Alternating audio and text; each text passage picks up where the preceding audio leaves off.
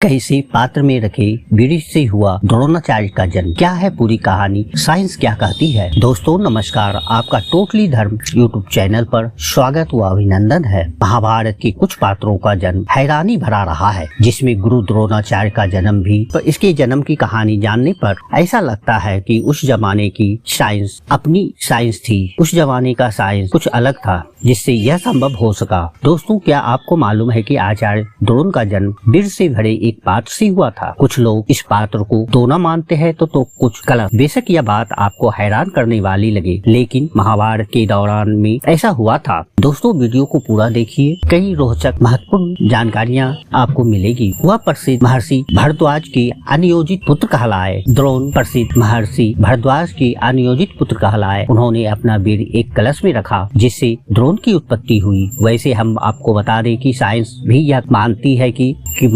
मानव वीर को 40 सालों तक सुरक्षित रखा जा सकता है और इससे शिशु का जन्म हो सकता है। प्राचीन भारत में महर्षि भारद्वाज की बहुत ही ख्याति थी। महर्षि ऐसे थे कि प्रभु श्री राम भी उनकी सलाह मानते थे। वह बृहस्पति के पुत्र और कुबेर के नाना थे। चरक संहिता के अनुसार भारद्वाज ऋषि ने इंद्र से आयुर्वेद और व्याकरण का ज्ञान पाया था। महाकाव्यों में भारद्वाज ऋषि को त्रिकालदर्शी, महान चिंतक तथा ज्ञानी के रूप में माना गया है। रामायण काल की भांति महाभारत काल में भी भारद्वाज ऋषि पूरे प्रभाव के साथ उपस्थित रहे। महाभारत में उन्हें सप्तऋषियों में से एक बताया गया है।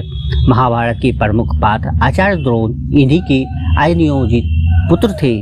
बताते हैं कि वह कहानी जो महाभारत समेत कई पौराणिक ग्रंथों में मिलती है। कहा जाता है कि एक बार महर्षि भारद्वाज ने गंगा में स्नान करती अप्सरा दिघाची को देखा।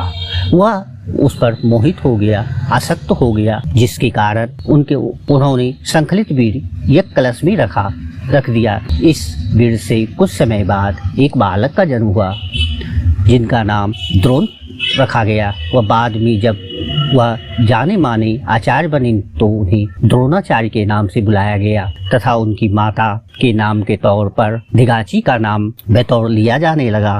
दोस्तों वैसे द्रोण के जन्म का दूसरा मत यह भी है कि ऋषि भारद्वाज जब अप्सरा दिघाची पर आसक्त हो गए तो उन्होंने उनके साथ शारीरिक मिलन किया, जिससे द्रोण का जन्म हुआ। द्रोण के नाम का अर्थ होता है बर्तन या बाल्टी या तरकस। तो दोस्तों अब अप्सरा दिघाची के बारे में जानते हैं कि अप्सरा दिघाची प्रसिद्ध अप्सरा थी, जो कश्यप ऋषि तथा प्राधा की पुत्री थी। उनके जीवन में कई ख्याति प्राप्त पुरुष आए, जिनके मिलन से उन्होंने कई पुत्रियों को जन्म दिया। पौराणिक परंपराओं के अनुसार दिघाची से रुद्रासु द्वारा 10 पुत्र, कुशानाभ से 100 पुत्रियों, चमन पुत्र परमिति से कुरु नामक एक पुत्र तथा वेद व्यास से सुखदेव का जन्म हुआ। भारद्वाज से द्रोणाचार्य का जन्म। द्रोणाचार्य संसार के श्रेष्ठ धनुर्धरों में थे।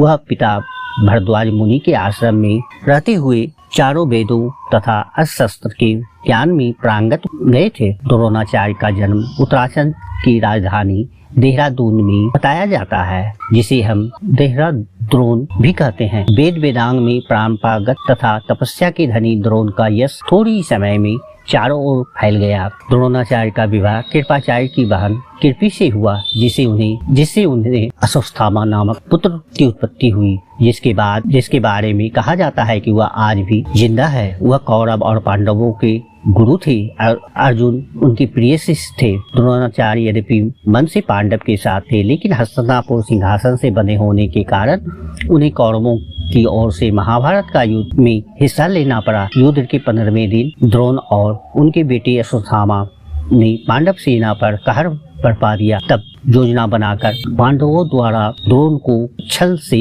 हत्या कर दी गई। दरअसल भीम अश्वत्थामा नामक हाथी को मारने के लिए आगे बढ़ा, फिर दावा करते हुए कि उन्होंने अश्वत्थामा को मार दिया। यह शोर किया। जब द्रोण इसकी पुष्टि युधिष्ठिर से करना चाहते थे तो युधिष्ठिर ने जवाब देते हुए कहा, हे गुरुवर, अश्वत्थामा मर चुका है। उनके हाथी बोलते ही इतना हल्ला किया जाता है कि द्रोण इस आखिरी शब्द को नहीं सुन सके। तब निराश द्रोण अपने रथ से उतरकर हथियार नीचे रखकर बैठ जाते हैं। पांडव इस अवसर का उपयोग उन्हें गिरफ्तार करने के लिए करना चाहते थे, लेकिन पिता और कई पंचाल योद्धाओं की मृत्यु से क्रोधित धृष्टद्युम्न ने इस अवसर का लाभ उठाया। युद्ध के नियमों का घोर उल्लंघन करते हुए उनका सिर काट दिया। ऐसा माना जाता है कि गुड़गांव शहर शाब्दिक रूप से गुरुगांव की स्थापना द्रोणाचार्य ने राजकुमारों की युद्ध कला की शिक्षा देने के लिए की थी।